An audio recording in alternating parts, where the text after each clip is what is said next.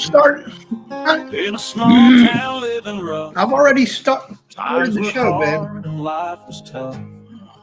On the porch we'd find our peace. I'm not gonna switch. Talking about the land I would of love to free. start a show. Stars and stripes in the sky, blue and red lines standing high. But beneath the freedom's call lies the story of us all. A conversation with the Mutts, just a whisper in our thoughts, talking about the dreams we chase in this vast American space.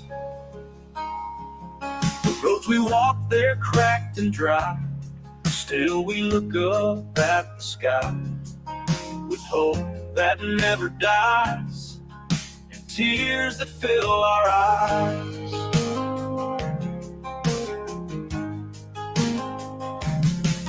Thunderstorms and desert plains, echoes of our joys and pains. From the heartland to the coast, it's the simple things we toast. The conversation with the Mutts, just a whisper in our thoughts, talking about the dreams we chase in this vast American space.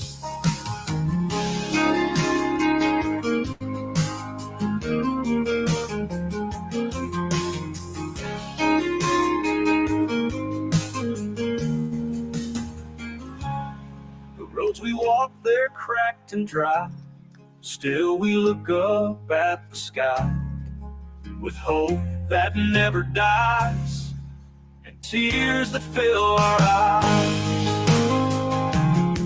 This vast American space.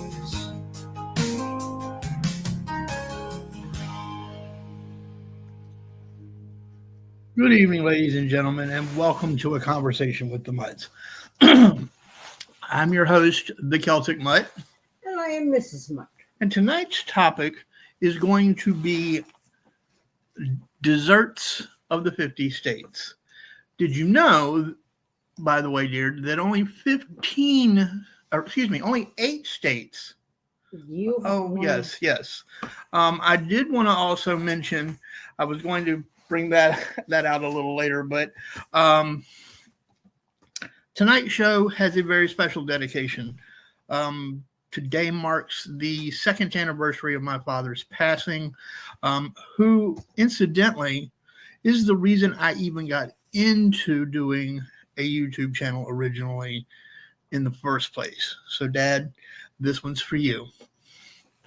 As a matter of fact, didn't you tell me a little story about your dad and fruitcake? Yes, there is that story about my father and fruitcake.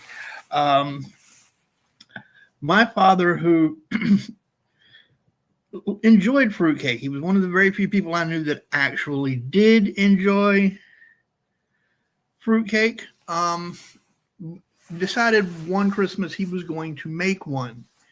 Well, this particular fruitcake called for you to, after you've made the cake, to soak it in cognac-soaked cheesecloth.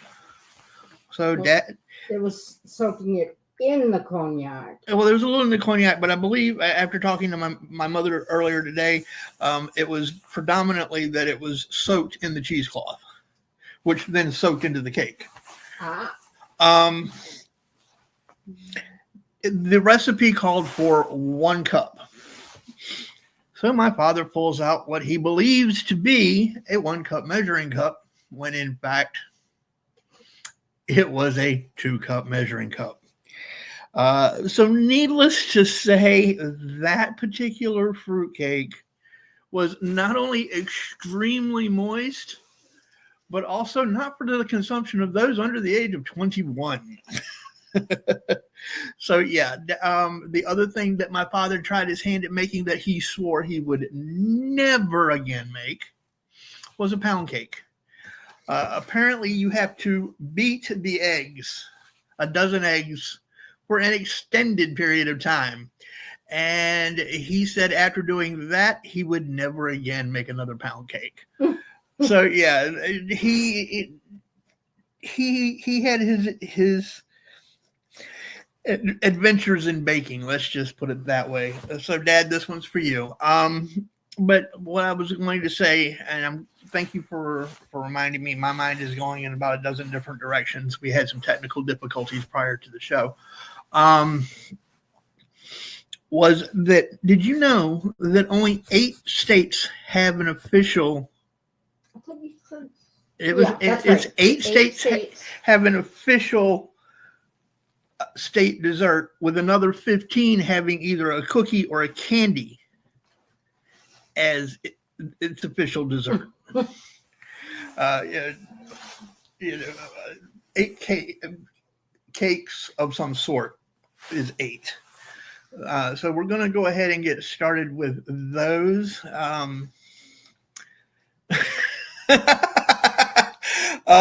For those of you who don't see the chat, there is somebody here who is, I know who this is, and I find it extremely amusing, but I'm not going to say the name on the live.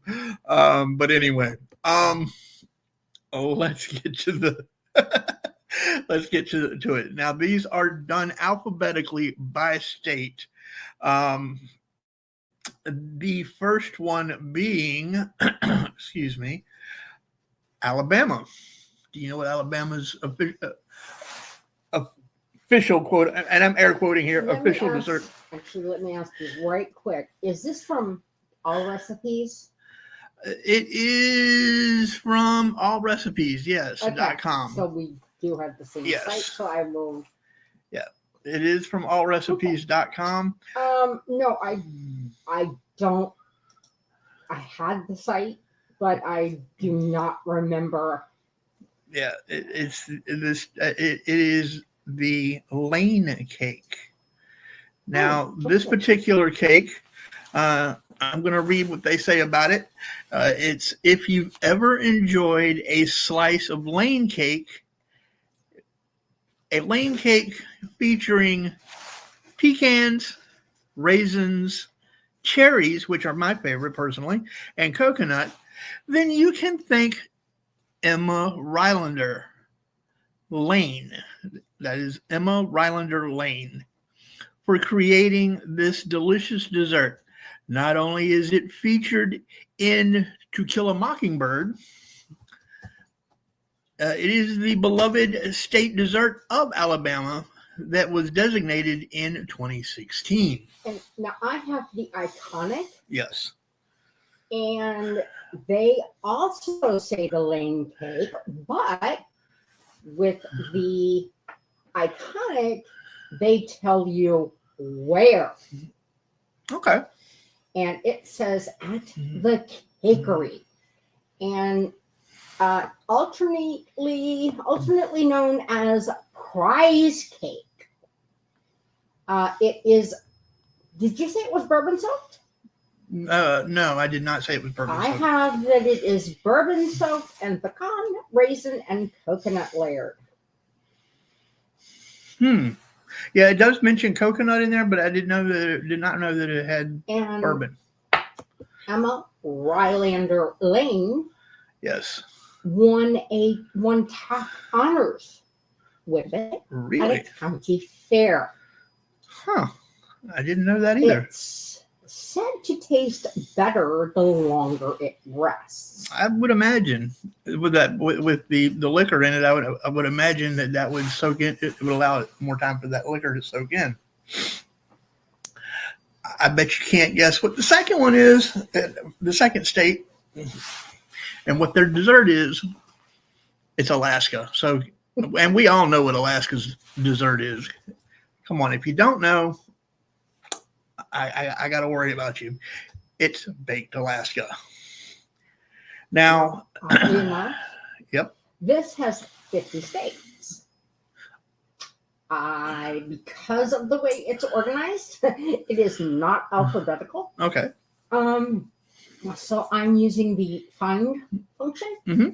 I typed in Alaska. Mm-hmm. Nope. It's not finding Alaska. It doesn't find baked Alaska? No, I'm saying I'm searching based on the state. I got you. It's not finding the word Alaska at all. Okay, well, this cake and ice cream dessert. I didn't know that. I've never had baked Alaska, so I didn't know it had ice cream in it. Yes. Dessert was created to celebrate the purchase of Alaska from the Russian Empire in 1867. From the white meringue top to the ice cream filling, every time you take a bite of this treat, you'll be reminded of the state of Alaska, is what they say. Yeah, I've never had it either, but I've been curious about it because the meringue and the ice cream. All right. The next one is from Arizona, and you're going to have, you having lived there a bit longer than I did, you're going to have to help me pronounce this dessert because I don't know. So I'm going to spell it for you. It's S-O-P-A-P. Sopapilla. Sopapilla, Which yes. is actually a Mexican. Imagine that. If you've ever been to Arizona, you would understand why it would be Mexican. That is a very heavy lot of Hispanic. Mexican influence. Yes, very heavily. A lot of Native traffic, yes. Shall we say, from across the border. Yes. A lot of influence. Did you know that we actually at one time purchased Mexico and gave it back? Purchased or won? Won. We won it, Okay. but yeah. And we ended up giving it back. Now, you found that. Yeah, I was going to read the Oh, description. I'm sorry. Go ahead. The fried flaky dessert is so popular in the state of Arizona that you can find it at most Mexican restaurants. As we said, it is heavily a Mexican influenced state. I learned about it in Spanish class. For an even more flavorful dish, try drizzling it with honey. Yes. Again, I learned about it in Spanish class in junior high. That's where I learned. Oddly enough, I learned about French mousse, chocolate mousse, in French class. Now, as far as the iconic for Arizona, prickly pear desserts at Rue's Cake House. Okay. And that's a Scottsdale bakery, according to this. They use local ingredients from honey and citrus, right, from local farms to the eggs in their own backyard. They say few dessert additions scream Arizona more than prickly pear. Well, I can imagine that. It's a fruit-producing cactus. You can also eat the pads. And for those of you that didn't know, yes, you can eat cactus. Yeah, I you have can. actually tried it. It is, again, a Mexican, I do believe, specialty. I actually had it here. Oh, really? In Virginia? Yeah. Oh, okay. Up by Chesapeake Square? Okay. It's proven an edible oasis across the desert-covered state. And at Rue's, the pebbly neon pink pods tasting faintly of watermelon and bubblegum appear in multiple guises. Look for prickly pear bubble tea, prickly pear apple pie, elaborate prickly pear wedding cakes, and delicate cactus curd centered macaroons. Number 4 on the list is from Arkansas or Arkansas, depending on where you're from. And this is one that I have never had, but really want to try. So if you ever want to try your hand at baking, this would be the one, dear. And that would be a chocolate roll. Now, I love Swiss rolls, and this kind of reminds me a little bit of a Swiss roll. It looks like a giant. In fact, it looks like a giant Swiss roll in the picture. it is said that if you ever visit Searcy County in Arkansas, one dessert that you will come across is the chocolate roll.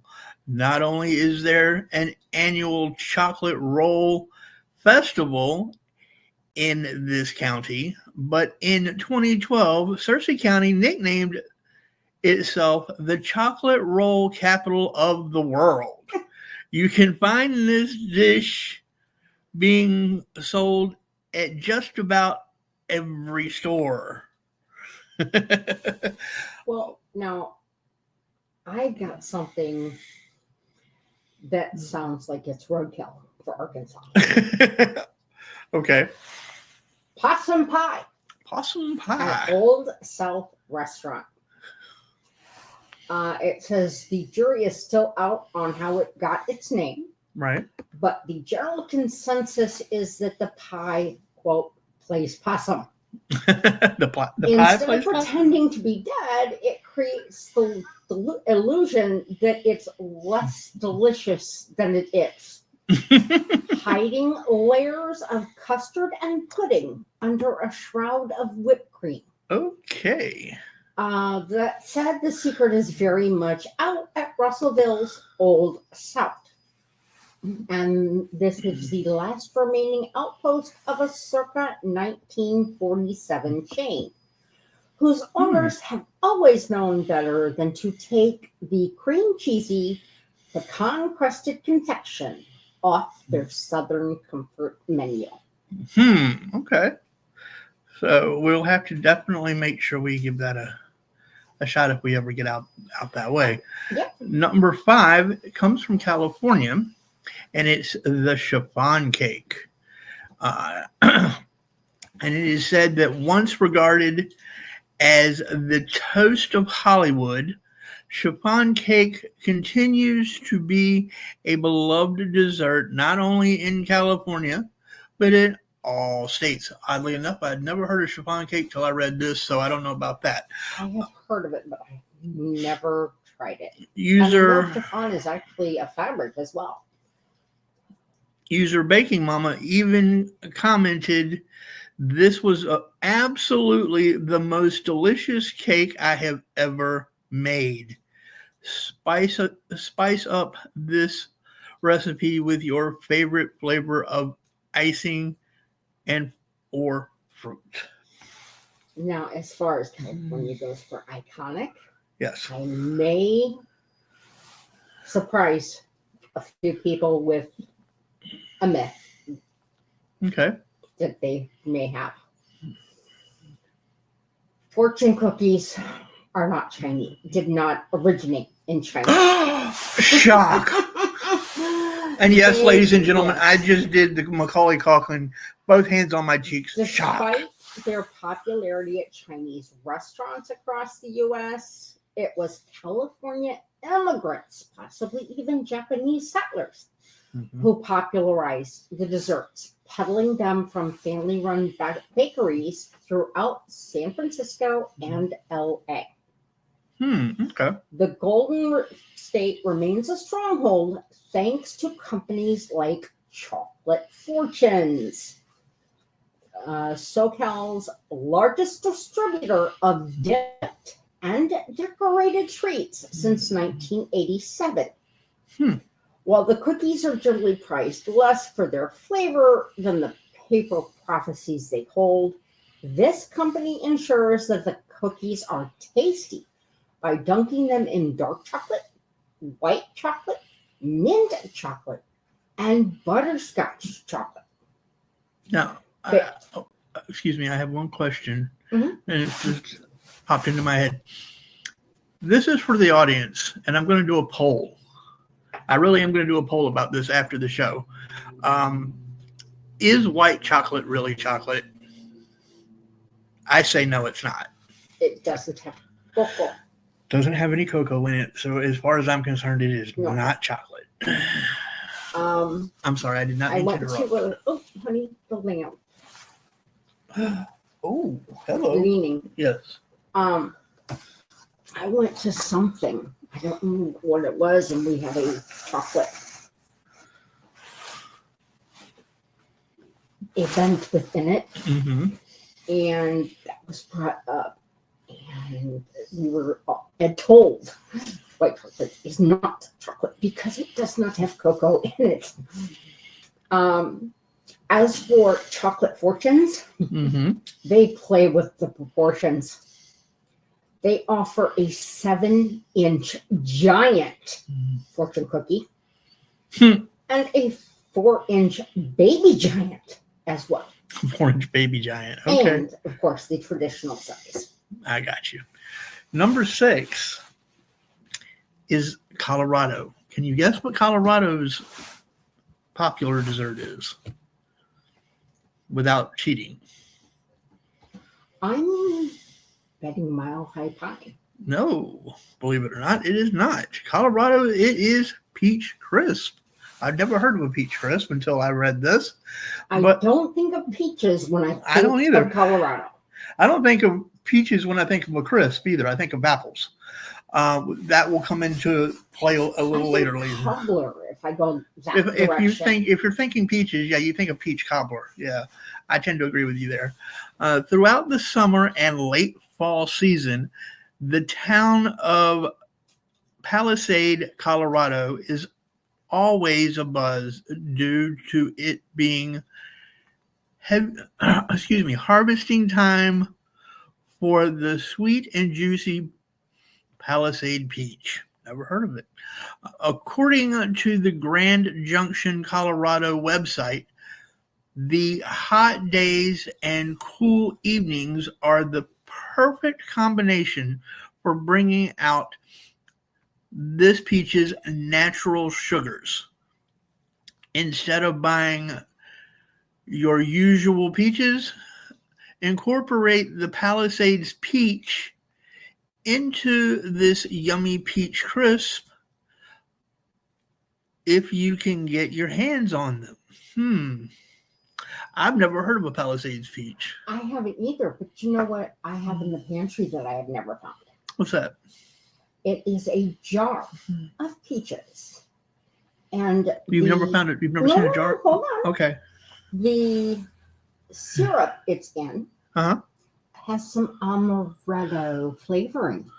Is that what I saw in there? Yeah. Oh, okay. So, okay. I don't know that you're a peaches fan. I'm not. I didn't know if maybe you wanted to take a little taste. I don't know about that. I might take a spoonful of the syrup just to see how much of the amaretto's in it.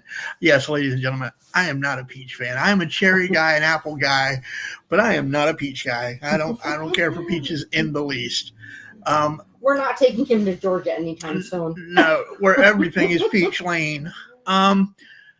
This next one. Oh, hold on, I got Colorado too. I'm sorry. Go ahead. I apologize. You might enjoy this from Colorado. Okay. This is the root beer float at Sweet Cow. Okay. Of course, you can find root beer floats just about anywhere.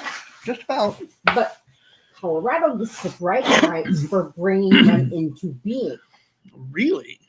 Okay. It says here, as legend has it, a miner and bar owner named Frank, I don't know if it's Wisner or Weisner. I would say Weisner, probably. Probably. Invented the dessert drink in 1893 after musing that the moon shining over snow-capped Cow Mountain looked like a dollop of ice cream resting over a dark-colored beverage. Moving over to the bar to execute his image, he came up with the Black Cow Mountain, a name later shortened to Black Cow, and eventually to root beer float. I've heard of it referred to as a Black Cow before. Yeah. Hometown ice cream spots like Sweet Cow serve up the ideal tribute to Weisner and his creation, topping bottles of Boylan's cane sugar, root beer, with small batch, local ingredient sourced scoops. Gotcha. Okay. Now I'm going to go Yes. ahead with Connecticut. Connecticut has got one that I could take it or leave it, but it's the Snickerdoodle. I know a That's what I lot. have. I know a lot of people love I Snickerdoodles. love them. Yes. Yeah, The sugar, the cinnamon sugar on the outside. I'm just not a big. I don't know. It doesn't do it for me. I guess I'm more of a chocolate guy. But what they say here is, did you know that the Snickerdoodle is the official state cookie of Connecticut? That's right.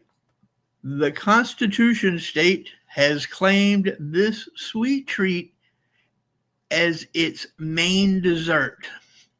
What's not to love about a crispy edge, chewy center, or the coat of cinnamon and sugar?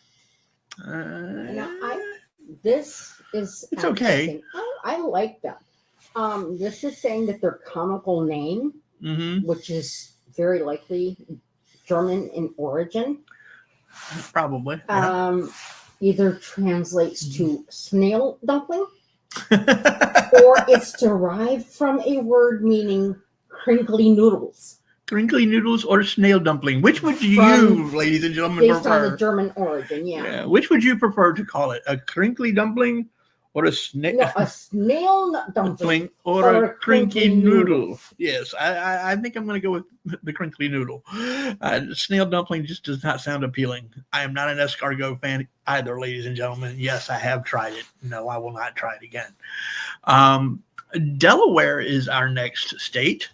And it has one that I don't think of Delaware when I think of this dessert. I'm going to step into the kitchen for just a second. At all. And that is the peach pie. Which is also what I have. Yeah, I never would have thought of peach pie when I think of Delaware. I don't know. I don't know why. I don't know. It just doesn't, the two don't equate to me for some reason. With Delaware's state flower being the peach blossom, it's no surprise that their signature dessert is a peach pie. Make sure that you stock up on your peaches, because once you make the fruity dessert, you'll definitely want to make it again. Thank you, dear. Again, I did not, it just kind of, that surprised me, to be honest. Now, I have the peach pie, specifically at Pfeiffer's Farm Market Cafe. Okay.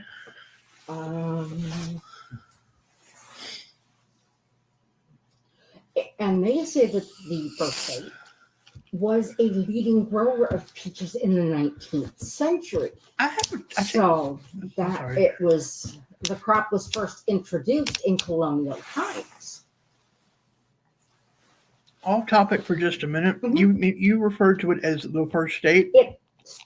I don't understand why they refer to Delaware as the first state.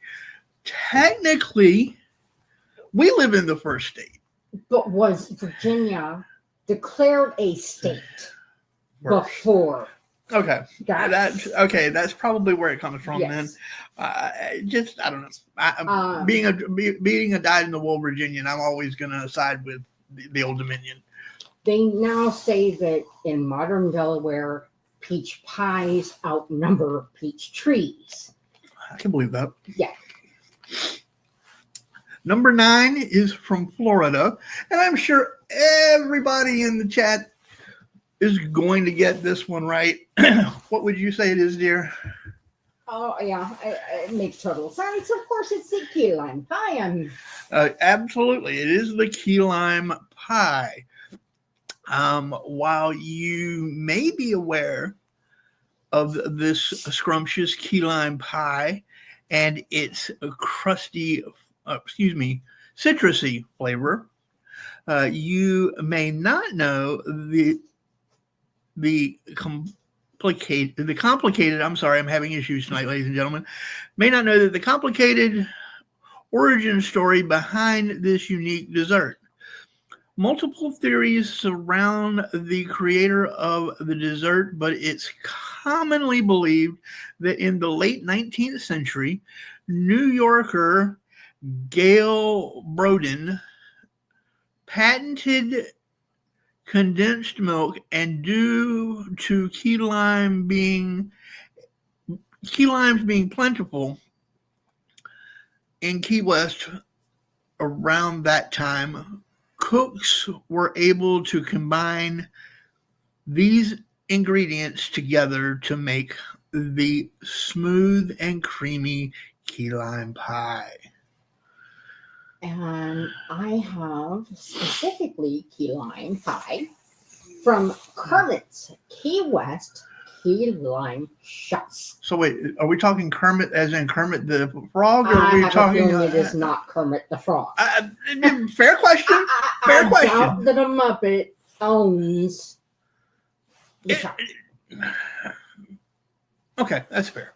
For those of you who are not familiar or are curious, because I've only ever were those key lime that I got you? Mm-hmm. Okay.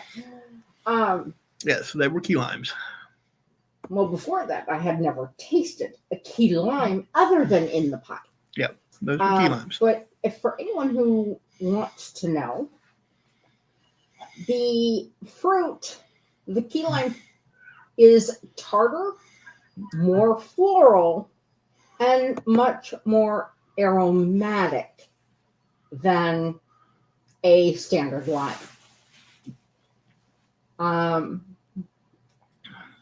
If you want, they actually have, I believe, at Kermit's Key West Key Lime Shop, they also have key lime cooler cookies, key lime white chocolate cookies, and key lime chocaroon cookies, along with key lime pie bars and chocolate enrobed key lime pie slices on a stick. I couldn't imagine putting a key lime slice on a stick, as small as they are. Pie slice. Okay. I misunderstood. Okay, so it's the whole. Okay, all right. Would that be the dessert for Jose Jalapeno on his stick? Jose Jalapeno on his stick. Yes, he would be eating the key lime pie on his stick. Yes, that is true. Or is that Peanut's dessert of choice in front of Jose Jalapeno? Oh, they would share it. They would each have one, I think. I'm thinking Peanut might want to do it just to get under Jose's. It's possible. Yeah. It's possible. But it's on his stick. Jose Jalapeno on his stick, yes. Sorry, we love Jeff Dunham. Yes. Number 10, ladies and gentlemen, is Georgia. What is the Georgia dessert? What would you say? Because I would think you would think it was a peach pie, but close. Peach cobbler. Peach cobbler. I have something completely different as the iconic. Peach cobbler. I'm going to read what they've got here, and then I will let you read what you've got, and we'll talk about it for a minute. According to the UGA Cooperative Extension, I don't know what that is, the state of Georgia produces over 1.3 million pounds. Let me repeat that, ladies and gentlemen. 1.3 million pounds of peaches each year. Oh my God, I would be in hell. Not like is according to this, that is not their top crop. Yeah.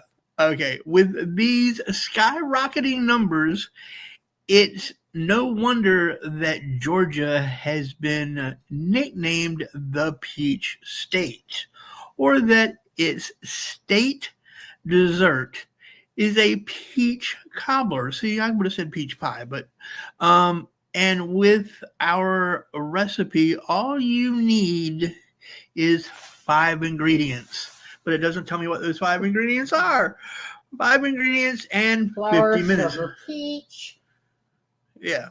And again, we're getting this from allrecipes.com. Yes.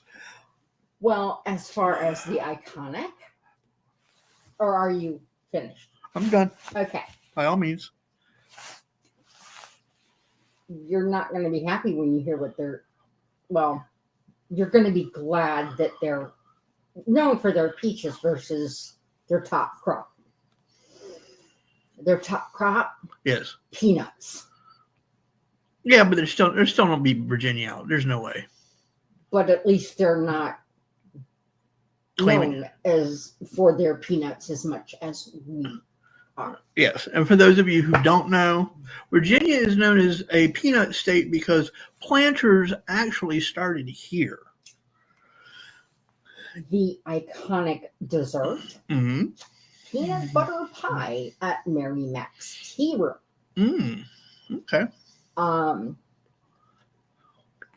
The article says that when they've got Georgia on their mind, their thoughts inevitably wander to Atlanta's Mary Mac's and their famous peanut butter pie. Huh. Okay. And Mary Mac's has apparently been around since 1945 and is one of the last of 16 tea rooms that once dotted the city. Huh. Okay. It's such an institution that in 2011, Georgia's House of Representatives actually passed a resolution declaring this place Atlanta's dining room. Okay. No. Go ahead. This pie actually not only has, of course, peanuts, but they are showcased in the indulgent pie, poured into a crushed Oreo crust. And for this next one, I'm actually going to speak traditional Hawaiian because the next one is Hawaii's dessert, and it is called haupia. And the reason that I know it's called haupia is they actually have it written out down here so that you can pronounce it correctly. But yes, it is called haupia. One traditional Hawaiian dessert that you can find being served at, I tried to show off a little bit. Now I'm getting my just dessert, pun intended. Luhasu, local restaurant and other Hawaiian celebrations is the pudding-like dessert haupia. One possible explanation regarding the origins of this dessert can be tied back to the Polynesians bringing the paia plant with them to Hawaii as they voyaged across the Pacific. And since the 1940s, the popularity of this yummy dish, has only increased. Just ask user Persis, who said this about haupia. This recipe is very easy to make and so tasty. Again, they are referring back to comments that are made down on this particular page. They are referring back to different people's comments. So that's where I'm getting some of this from. We're all familiar with snow cones. Yes. These are not to be confused, or this is not to be confused with a snow cone. Okay. Is this Hawaii? Yes. Okay. This is shave ice at Ululani's Hawaiian shave ice. Ululani Yamashiro sought to recreate the frosty treat, which she stresses is not the same as snow cones that she grew up eating in Oahu. An invention of Japanese immigrants who moved to Hawaii to work the plantations, the two-ingredient delight, literally ice scrapings, Your snow cones are crushed ice. Right. Yep. Ice scrapings topped with juices or syrups is just the thing for cooling off in the hot climate after a long day in the fields or, chilling on the beach. Many Chilling on the migrants beach. went on to open family-run shave ice stores, and at Ulani's, their tradition has remained. They have flavors. They've definitely expanded their flavors. Calamansi lime, guava, passion fruit, pickled mango and tamarind, with topping options like red beans. Ooh. That doesn't sound appealing Not to me. at all. Mochi or sweetened condensed milk. Okay. Number 12. Are you done? Yes. Okay. Number 12 is Idaho. Can you guess what Idaho's dessert is? I've never heard of this, by the way. So I have no clue. Idaho has a mashed potato donut. Never heard of such a thing. Mashed potato what? Donut. Oh. And according to this website, the rich volcanic soil located in the Gem State, aka Idaho, makes it the perfect state for growing potatoes. And there's no better way to experience the deliciousness of this starchy food than by using it to make donuts. I would have never have guessed. Once you're done making these donuts, a recipe creator, Jennifer, commented, dusting them off with powdered sugar, white sugar, or cinnamon. I thought, wait a minute, what is the difference between powdered sugar and white sugar? Isn't powdered sugar white? Yes, powdered sugar is white, but it's a complete texture difference. So are they talking like table sugar when they say, okay. White sugar is the crystals. Okay. Powdered sugar is I know that there are two different, yes. But I've just never heard of like regular sugar referred to as white sugar. You've got the mashed potato donut? Yep. I've got something that looks like a baked potato. Okay. It is the Idaho ice cream potato. Okay. Ice cream potato. Idaho's potato crazy. Not content to limit his tubers to savory preparations, Chef Lou Aaron also crafts spuds entirely out of ice cream. And these can be found at West Side Drive-In. Rolled in cocoa powder and topped with whipped cream, quote unquote, sour cream. Ugh. No, it's whipped cream, but it to look like sour cream. Right. This Idaho no-tato looks impressively like the real thing. No wonder West Side, a quirky, circa 1957 drive-in, among Boise's very first, has been drawing in crowds for over 60 years. What's the name of that restaurant again? West Side, one word, drive-in. And for those that might be interested in where I'm getting my information, this is from foodnetwork.com. Okay. Next time we go to visit family or whatever out there in Idaho or Iowa. I don't have family in Idaho. You're getting me confused. Iowa, I said. I started to say Idaho. We may have to slide through Illinois and try this next one. Nah, not really, because it's not my thing. I'm even picky about my desserts, folks. I'll be the first to admit it. I'm a bit of a snob.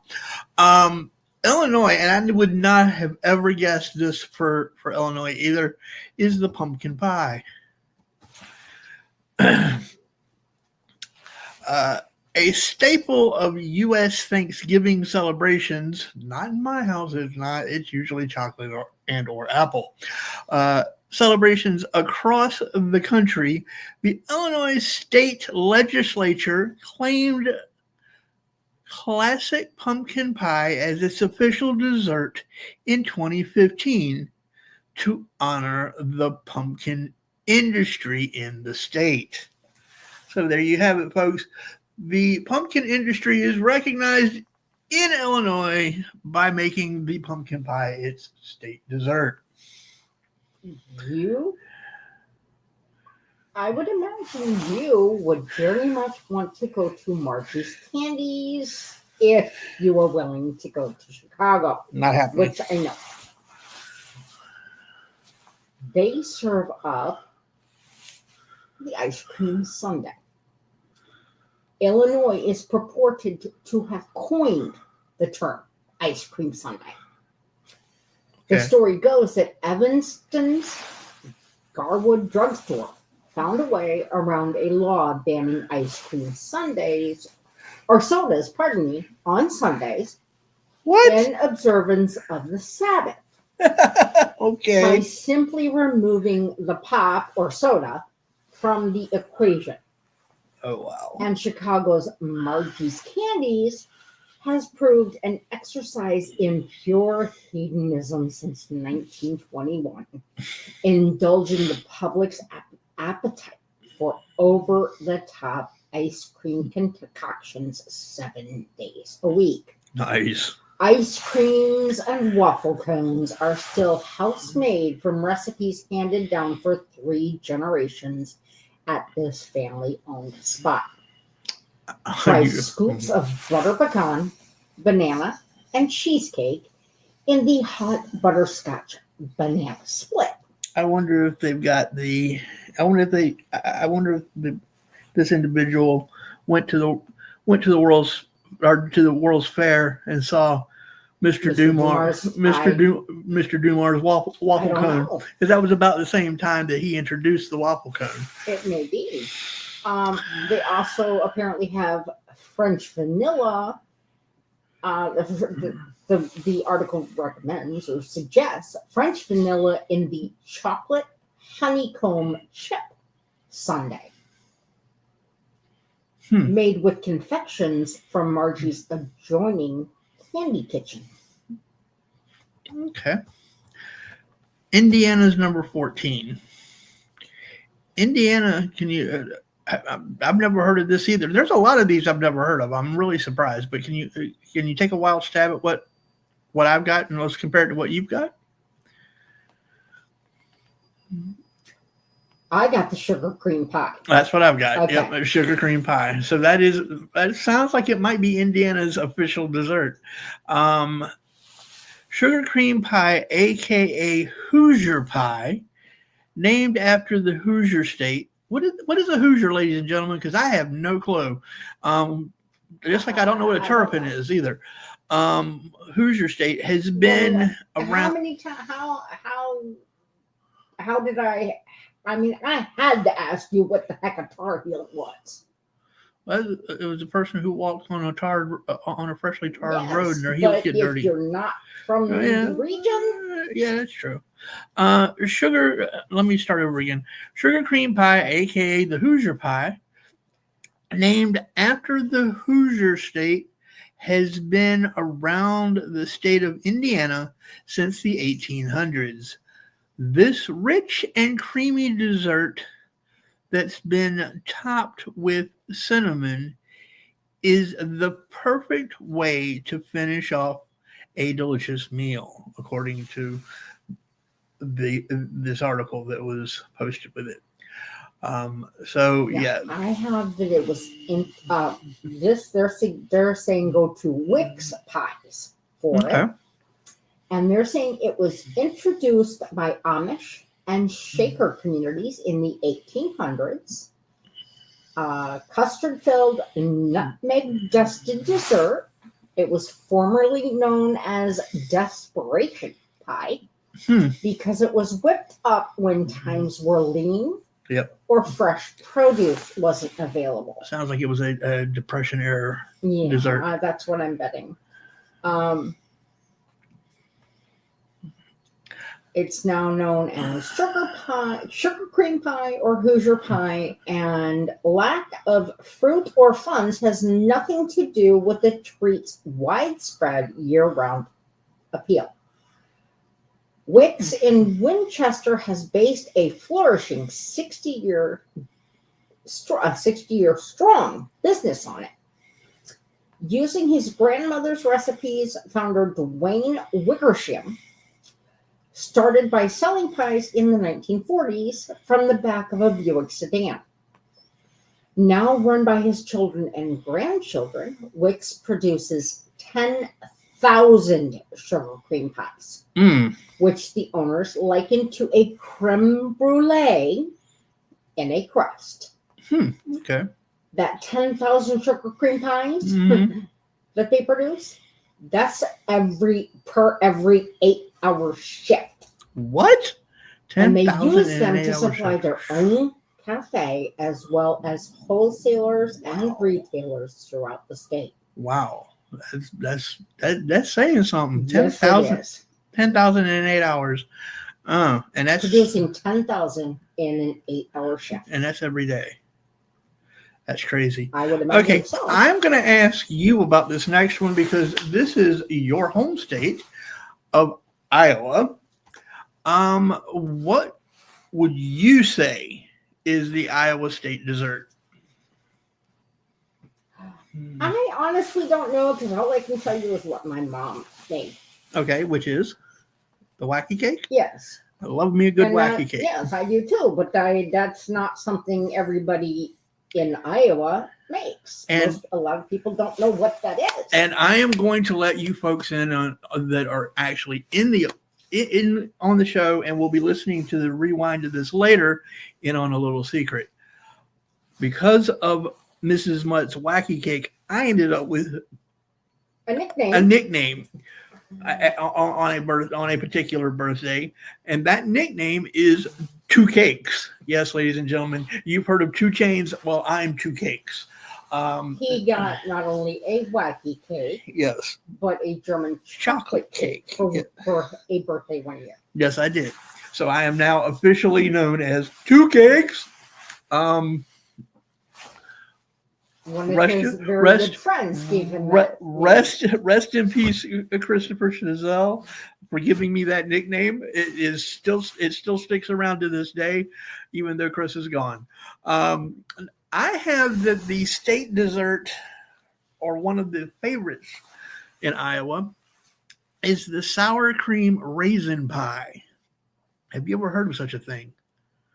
No, but I will tell you, when I was younger, yeah, I did come across a recipe for a raisin pie. I tried to make it, but I didn't understand meringue. Right. So it did not come out because it was supposed to have meringue on top. Yeah, that's okay. Remember I mentioned I was at oldest middle school. I got you. You remember I mentioned making chocolate mousse for French class? Well, yeah. Little secret, my mousse didn't turn out all that well either. Mousse is supposed to be thick and stand up and creamy, and mine was very runny. I don't quite know where I failed, and I haven't tried making it since. But according to visitiowa.org, some Amish recipes like the sour cream raisin pie have become a regular staple in the state, thanks to the Amish community living in Iowa for over 160 years. Traditionally, a raisin pie is served at Amish funerals or given to the family of the deceased person. Now that you told me about the Amish background, that makes sense. You're familiar with Amana appliances? Yeah. The Amana colonies, where Amana is based, right, is in the eastern area of Iowa. Okay. And the Amana colonies are very heavily Amish. I got you. Okay. There you go, folks. There's a little history for you that you weren't expecting to get. Kansas. Okay. Oh, I'm sorry. Go ahead. I cut her off, ladies and gentlemen. I just get into a roll, and I apologize, sweetheart. Go ahead. This one you might get a kick out of. Okay. Blarney Stones at Sweetheart Bakery. Okay. What are the Blarney Stones? It says no trip to Emmitsburg, Iowa is complete without a visit to the Blarney Stone. A chip off the Irish original, it was gifted by Dublin to the community in honor of their deep-rooted ancestry. Okay. In the same vein, you can't pass through Clinton without a pilgrimage to Sweetheart Bakery, which crafts its justly lauded Blarneys out of squares of yellow cake, frosts them in house-made buttercream icing, and rolls them in ground salted peanuts. Okay. If these treats don't grant you the gift of gab, as the stone is purported to do, it's probably because your mouth is crammed full of the pastry. Now, so kissing the Blarney Stone is supposed to give you the gift of gab. Well, here's the thing. I've never kissed the Blarney Stone, and it's said that I have the gift of gab. So I don't know how true that is. But anyway, Kansas is the pepper nut. Is pepper nuts. I've never heard of pepper nuts. Yeah, we're going to find out what a pepper nut is. I've never heard of them until this. With large numbers of German migrants from Russia to Kansas in the 1870s. Oh, okay. No holiday celebration in Kansas would be complete without the German cookie pepper nuts. For those of you... I'm not done. I'm sorry. These chewy, icing glazed cookies are not just perfect for the holiday season, but for any event. So the next time you need to satisfy your cookie craving, try making these bite-sized treats. I'm sorry, what were you going to say? For those that aren't familiar with the name pepper nut, that's the German translation of the name. You might be more familiar with the German word. Which is? Pfeffernuss. Pfeffernuss? Oh, these are pfeffernuss. They're Pfeffernuss. Okay. And my article suggests going to Prairie Harvest to find them. Okay. For those that have no idea, they are bite-sized spice cookies, popular at the holidays throughout Germany, Denmark, and the Netherlands. Okay. Shall we go on to number 17? Or have you finished? Let's see. They are, this particular Prairie Harvest offers 3 versions: traditional, wheat-free, and interestingly, without anise, which is a licoricey spice. Without anise. So does it have a nephew? I've got to ask the dumb question. Come on, this is me. Anise Hello. is a little star-shaped. So what shape is a nephew? It's a fair question. Sorry, ladies and gentlemen. I am just staring at him like he has lost his ever-loving mind, folks. Yes, well, you know. But it makes me wonder if I would, I don't horribly mind pfeffernuss, but I don't seek them out. Okay. I love Mexican wedding cakes at Christmas. Know. Yes. I have gotten pfeffernuss by mistake. I I'm wondering if I could somehow manage to get the anise free, if I might like it more. Okay. Well, number 17, ladies and gentlemen, is Kentucky. And I will tell you that I have never heard of this dessert. And I have been to Kentucky many, many, many, many, many times. Because as many of you know, I have a very, very close family member who is from the state. And that dessert is known as the Derby pie. I had never heard of it until I read this. In 1954, the Kern family created the delicious Derby pie. Now, see, I thought that it was created in 1950. I said 1954. I thought 50? Oh, okay. Yeah. Huh. Okay, I thought you were saying it was the 4 was anyway. Never mind. Okay.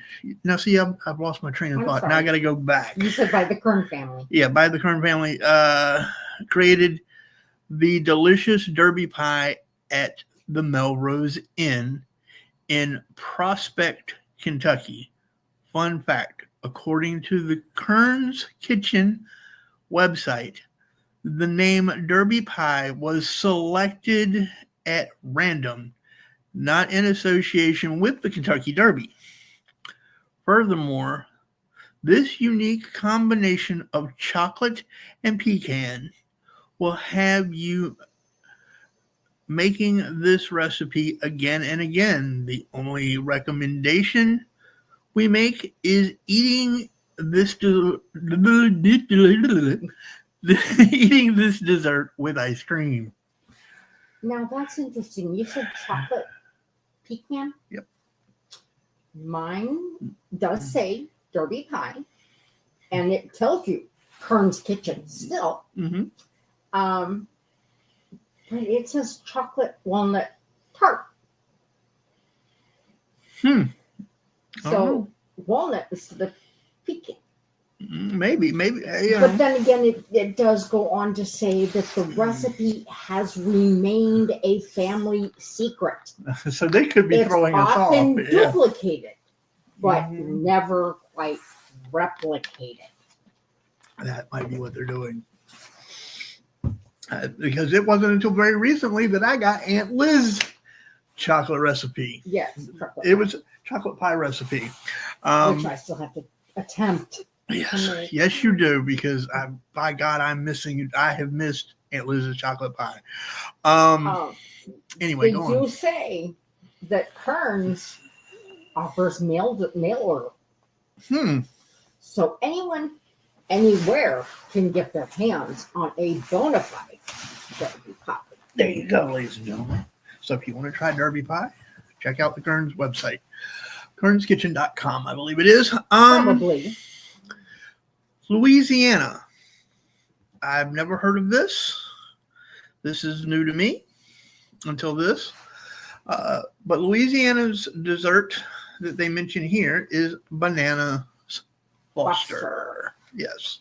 That doesn't surprise me because I know, from what I understand, a lot of the well-known hotels in New Orleans serve that. That's what they're talking about here. In the early 1950s, the city of New Orleans served as a major port of entry for bananas. After wanting to promote the sale of bananas, restaurant owner restaurant owner of Brennan's, Owen Brennan, asked his restaurant chef Paul Blanc to create a dessert that included this fruit. Blanche, it's actually Blanche because it's French, came up with none other than the banana Foster. The dessert was named after Owen Brennan's friend, Richard Foster. Furthermore, the chewy sliced bananas are cooked in a delicious rum sauce. May have to check that out. And then Lit on fire. Yep, lit on fire. Topped with a fresh scoop of ice cream. So there you go, folks. And we actually recently ordered these from a local restaurant here. Beignets at Café du Monde. Café du Monde. They say ordering up a powdered sugar-dusted stack of beignets, specifically at the original Café du Monde in the French market, and invariably, makes every New Orleans visitor's must-eat bucket list. Brought to Louisiana by the Acadians, which are French-speaking Canadians who came to be later known as Cajuns. The French squares of, now this says choux dough. I am more familiar with it being called pâte à choux, are best served piping hot next to a bracing cup of chicory-laced coffee. Ooh, I don't like chicory coffee. What was that? I don't care for chicory coffee. I've been curious. I'll let you try. I've tried it a few times. I'm not willing to buy a thing of chicory. I would not recommend that stuff. Yeah, because it will never get exactly. You'll if you don't like it, you won't drink it, and I won't touch it. So yeah, let's find some place here in town that serves it. Yes, I'm sure we've got one somewhere. Now, Maine, the state of Maine. I can understand this dessert, having lived in New England and visited Maine quite frequently. They do have a large number of these berries. It's actually blueberry pie. Yes. And that's what I have. Yep. The official dessert of Maine is the delectable blueberry pie. In 2011, the state legislature named the pie as its state dessert due to blueberries being a plentiful crop in the state. Serve this dish at your next family gathering or for an afternoon snack. You can pretty much find blueberry pie in almost any restaurant in Maine. I will guarantee it. This article suggests doing so at Two Fat Cats. Where's that up? It's not telling me. Oh, pardon me. It's in Portland. Portland. I wondered if it wasn't in Portland. Interestingly, this says that while there are only 100 or so types of cultivated berries, a whopping 6.5 million distinct varieties of wild ones exist. It seems like they're used in just about that many ways in Maine. I believe it. Where you'll find blueberries scattered in muffins, salads, pancakes, and of course pie. Yeah. Yep. Yeah, you'll find blueberries just about in everything up there. That's the truth. Number 20 is one that I personally have never had, that I know of, that I can never recall having, but have wanted to try for a very, very, very long time. And that's Maryland's Smith Island cake.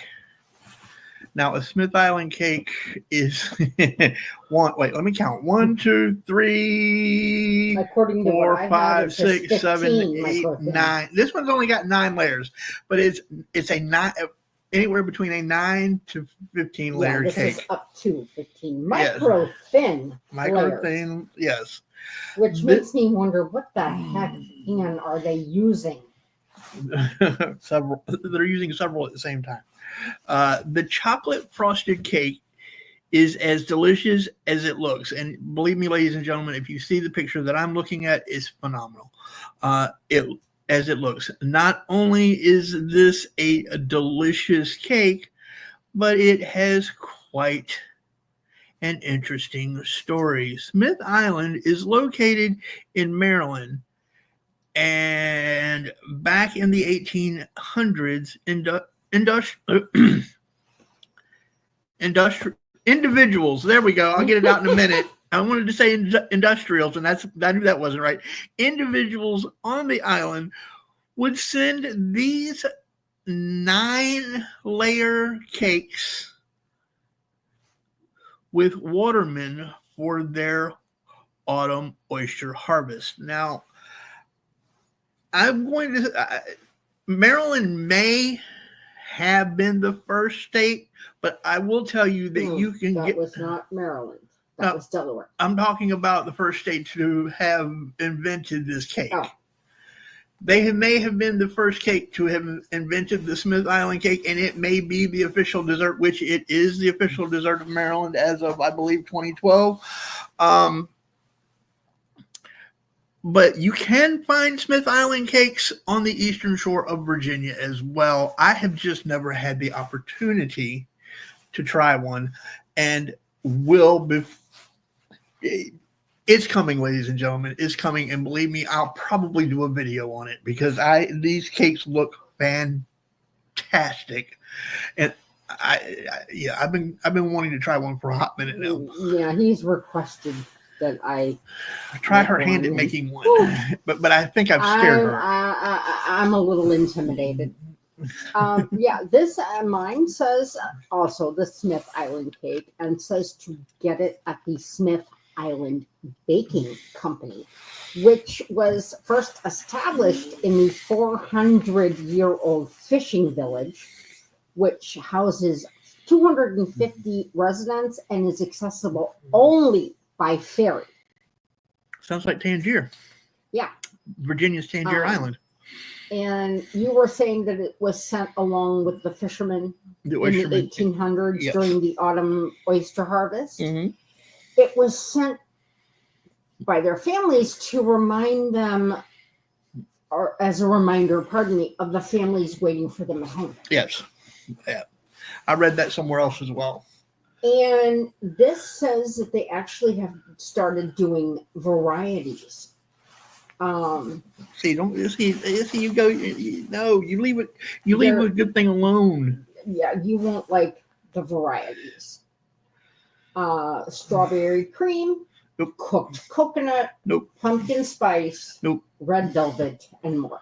No, just make me a traditional. I want a traditional. It's like a traditional Smith Island cake. Period. End of sentence. Now, Massachusetts is number 21, and I'll bet that there are those in the audience that will guess it right off the bat. What do you think is Massachusetts dessert? Boston cream pie. 100%. And my site tells you to get it at Flour Bakery. Okay. In 1996, the civics class from Norton High School sponsored a bill to make Boston cream pie. Which is not a pie. No, but that's what they're saying, Boston cream pie, the official dessert of Massachusetts. This creamy custard-filled dish is now the official state dessert as of 1996. It was created at Parker House Hotel in the 1800s. It consists of French butter sponge cake filled with custard and cloaked with shiny chocolate ganache. The coffee-soaked version at Boston's premier sweets purveyor, Flour Bakery, is a paragon of form. Number 22 is Michigan. And I have that it's the cherry cookie. Finally, somebody is using cherries for... go Michigan.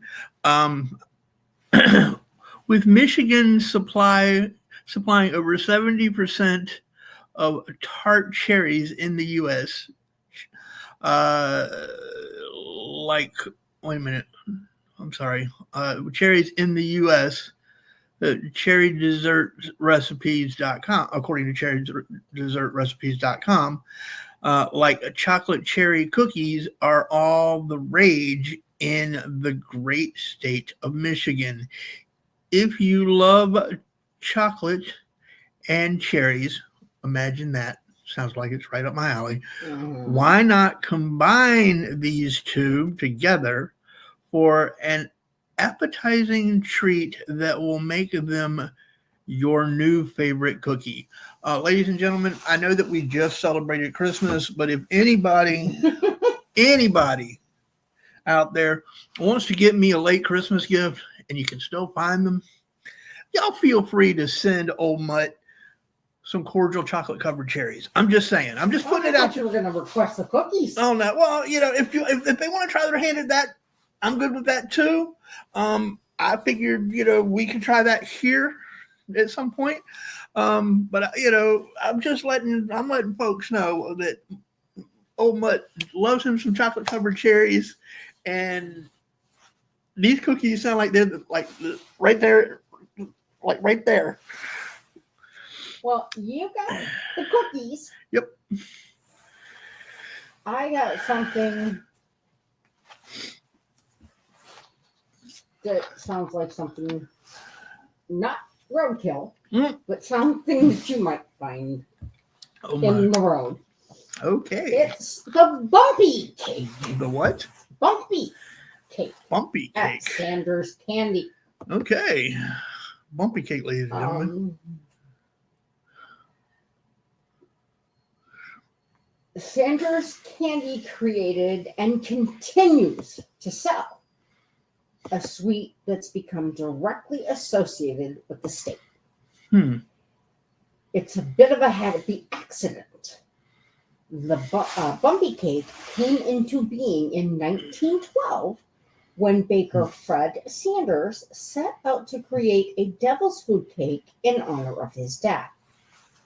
Upon running out of buttercream on one of his test runs, fudge.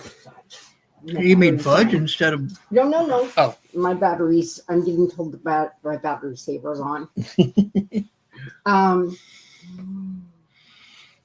Anyway, upon running out of buttercream on one of his test runs, he formed the cake into 4 ridges, which he sealed together by pouring chocolate ganache straight over the top. The quirky cake not only garnered accolades in Michigan, but also became a hit over the world. You can now order international shipments of bumpies in vanilla, chocolate, carrot, or caramel. Okay. I may have to come around and sit by you. Okay. Possibly. Oh no, not that. Well, I can sit here. My wife's sitting next to me.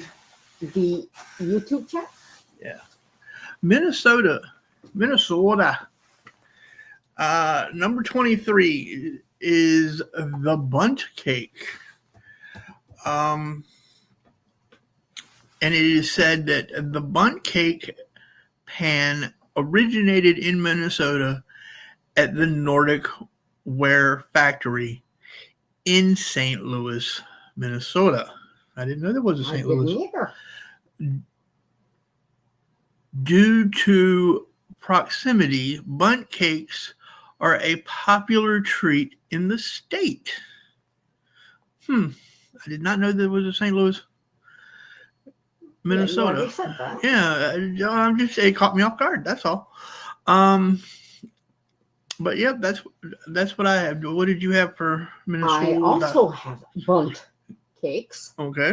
And I'm kind of giggling at where they're saying to get them because I did not see this place until I was living in Arizona.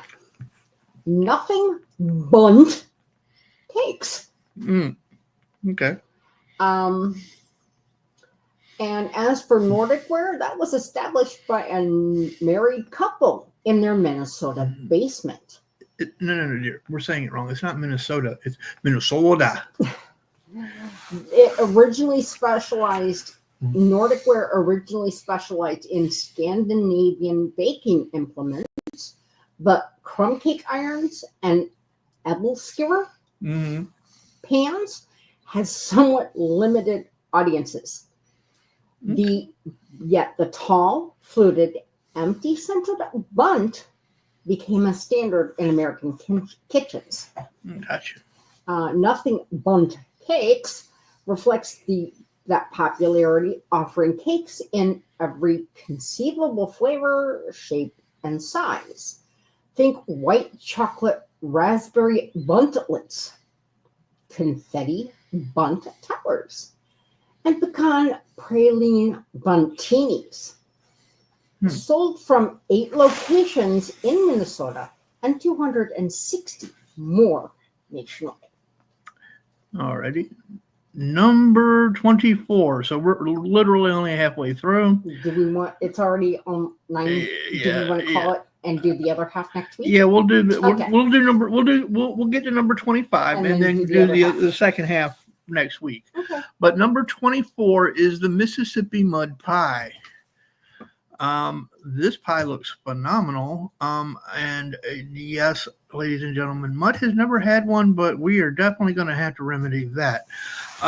This dessert has a graham cracker crust layered with chocolate pudding and whipped cream.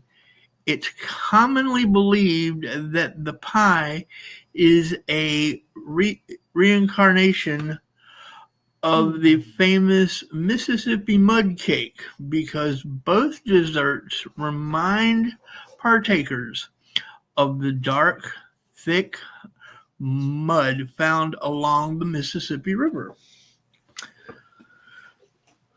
So that is the Mississippi mud pie. And I also have the Mississippi mud pie, but it's saying specifically at Mary Mahoney's. Okay, so we're in Biloxi. I've been to Biloxi and I don't remember Mary Mahoney's, but apparently Mary Mahoney's has been there since 1962. When I was there, Biloxi was less than it was right after Katrina. So yeah, Mary's may have been having a little bit of a problem with that. Yeah, probably I would think so. And number 25. Which is where we're going to stop after this, and we'll continue this next week, ladies and gentlemen, is Missouri, and it's the ice cream cone. I'm okay. This is interesting. Well, that kind of makes sense with a certain place I know of in Missouri. Okay. It's very popular.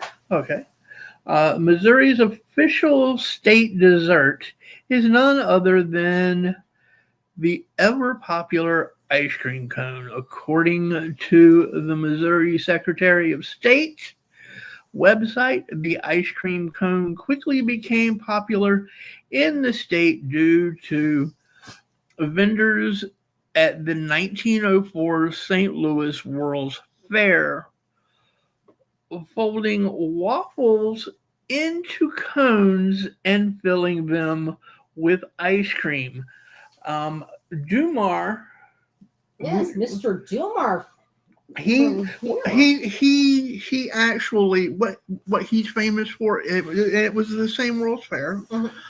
He created being able to mass produce them quickly. Yeah.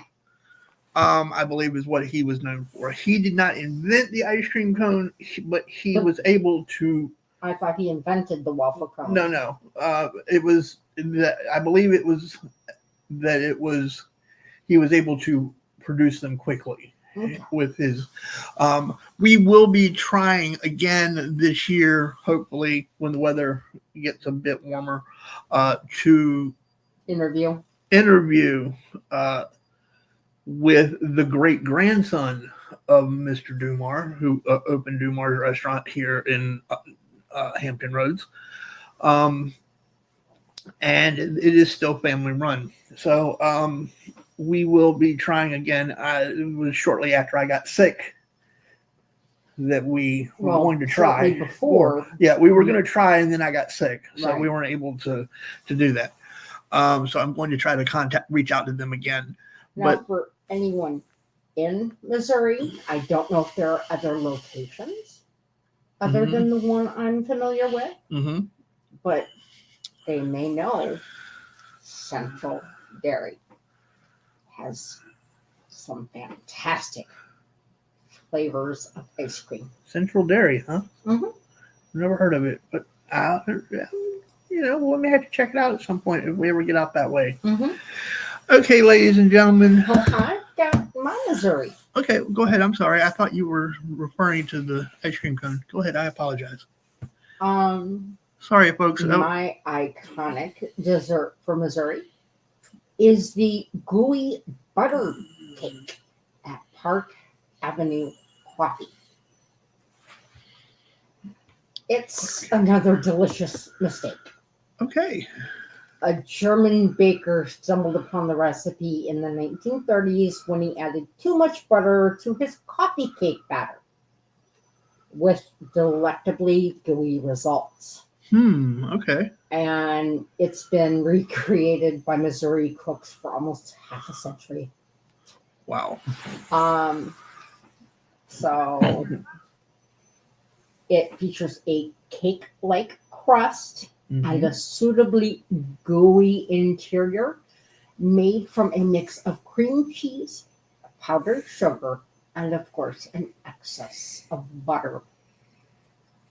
All righty then. So we will be doing number 26 through 50 next week. Next Wednesday. Next Wednesday, 8 p.m. Eastern time. And I thank you all for joining us. Forgive me for being kind of off. It's been like 3 weeks, so I'm a little out of practice, I guess, after 3 weeks. So I thank you for your indulging my mistakes.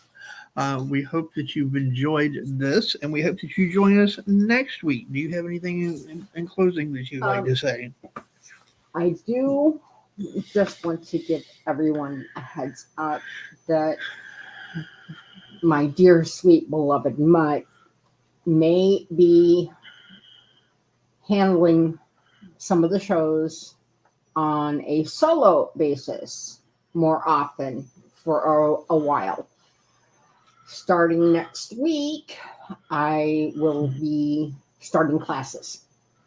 Yes, she will be an official member of Old Dominion University and will be neck deep in homework more than likely. So I will be doing solo duty. She will be joining us when she can and if she chooses to do so, if it doesn't interfere with her class time. But homework. Trust and believe Mutt's not going anywhere. Mrs. Mutt isn't going anywhere other than around the corner to her desk to do her homework. But she will take part in classes when and where she, not classes, I'm sorry, in shows when and where she can. And I will continue to bring you. Thank you, Captain. Interesting topics as they are either suggested to me or I find them, and the show will not be going anywhere. We will continue as usual at 8 Eastern every Wednesday. So until next week, please take care of yourselves and each other. And I'm going to give Mrs. Mutt the last word. Have fun storming the castle. Good night, guys.